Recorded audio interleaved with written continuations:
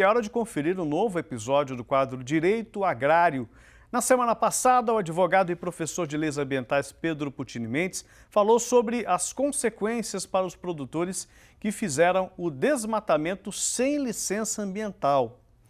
Hoje ele destaca o veto presidencial sobre o marco temporal das demarcações de terras indígenas. Vamos às informações aqui na tela.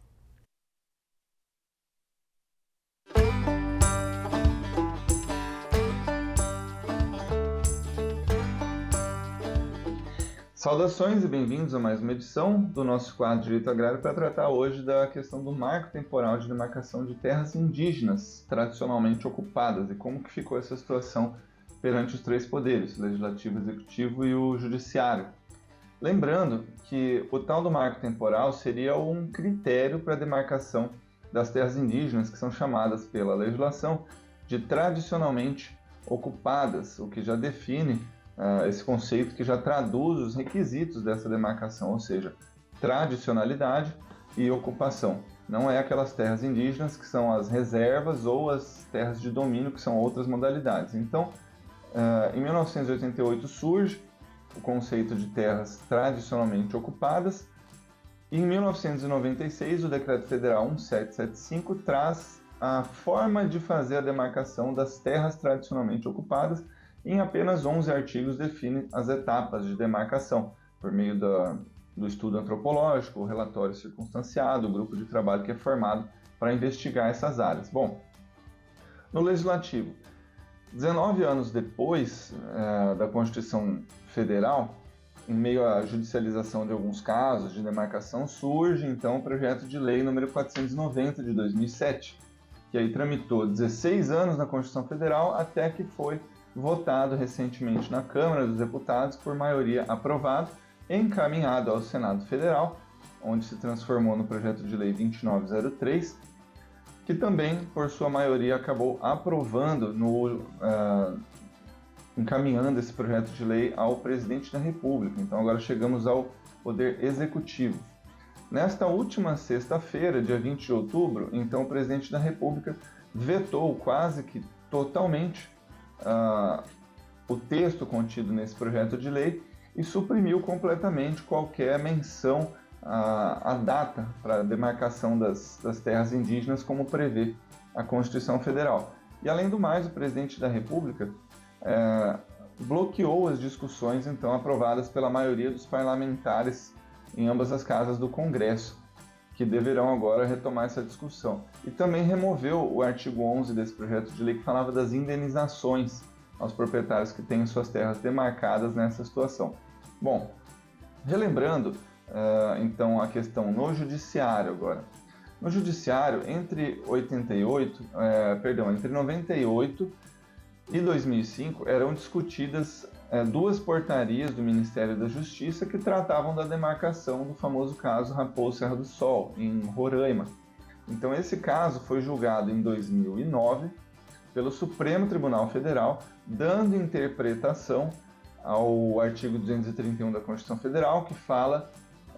das terras tradicionalmente ocupadas, no sentido de que seriam demarcadas apenas as terras indígenas em que os povos indígenas ocupavam ou disputavam até 5 de outubro de 1988, a data da promulgação da Constituição Federal, o que agora foi modificado pelo próprio STF em uma nova composição de ministros. O voto daquela época, de 2009, ele partia da premissa do fato indígena, do esbulho renitente, né? Ou seja, em outras palavras, o efetivo conflito possessório que foi iniciado no passado e que se estendeu até a promulgação da Constituição Federal,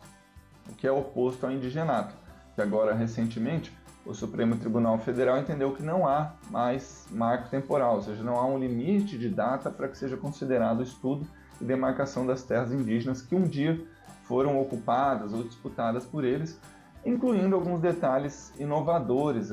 até mesmo perante a legislação. Esse novo entendimento, que até não se explica muito bem juridicamente, ele considera a inconstitucionalidade do marco temporal e afronta o entendimento anterior do próprio STF, estendendo a discussão com relação a essas indenizações. Os ministros Alexandre de Moraes, Zanin e Barroso, eles divergiram quanto à possibilidade, forma, efeitos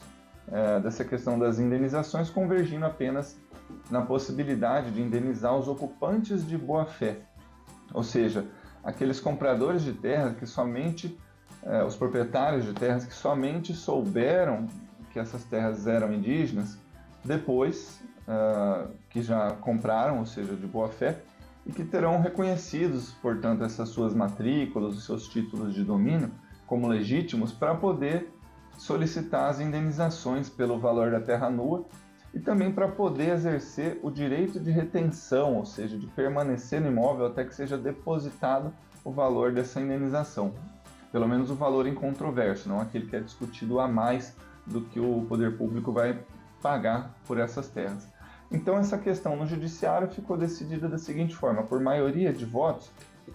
no sentido de que cabe ao particular o direito à justa e prévia indenização das benfeitorias necessárias e úteis a ser pago pela União Federal, né, e quando inviável o reassentamento dos particulares, né, cabendo aos proprietários a indenização com direito de regresso contra o ente federativo que deu esse título de domínio, seja o Estado, a União, e vão receber pela terra nua em dinheiro ou em títulos da dívida agrária, só que tem que ser feito num processo separado do processo de demarcação. E o pagamento tem que ser imediato da parte que é em controvérsia, e aquilo que o valor estiver diferente, que deve ser pleiteado a mais, vai ter que ser discutido durante o decorrer do processo, por meio de perícia, enfim. Porém, o STF entendeu que não cabe indenização nos casos já pacificados, né, decorrentes de terras indígenas que já foram reconhecidas e declaradas no processo demarcatório, né, ressalvados aqueles casos que foram judicializados ou estão em andamento. Em outras palavras, não existe indenização para ocupantes de terras indígenas com portaria declaratória. Portanto, essas indenizações elas podem ser concedidas em duas modalidades. A prioridade é o reassentamento, né, ou seja, entrega de outra área para esses proprietários, e se não for possível vai ser substituído pela indenização do valor da terra nua em dinheiro ou em títulos da dívida pública, conforme a concordância do proprietário. Falta ainda definir no STF como vai ser feita a avaliação dessas indenizações, um assunto ainda sem maiores detalhes, como também a modulação dos efeitos dessa decisão e as formas de indenizar especificamente. E aí vale destacar também uma diferença que tem que ser observada a partir de agora entre identificação, delimitação e demarcação das terras indígenas. Todas são etapas do processo demarcatório, sendo que apenas a homologação do presidente da República é o ato final, né? Ou seja, teoricamente seria a partir desse momento da homologação que haveria a perda da propriedade e a transferência da matrícula para o patrimônio da União, pela FUNAI, né, dando autonomia para emissão da posse com as medidas judiciais cabíveis. Então, saudações e até a próxima.